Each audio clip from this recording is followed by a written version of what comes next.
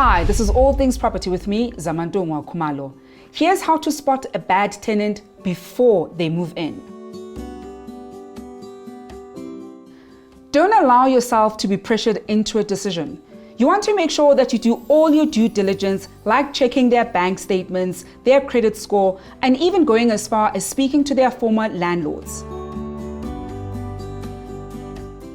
Now, some shady tenants want to pay the deposit shortly after viewing a place and before you get an opportunity to do your background checks. Don't fall for this. Make sure that you still do all the necessary checks before accepting their deposit. And lastly, be careful of a person who moves around a lot or breaks their leases. You want to find out if they were moving around because they were in short-term lease agreements or because they were ending their leases prematurely. You don't want to find yourself looking for new tenants every 6 months because your tenants keep cutting their lease short.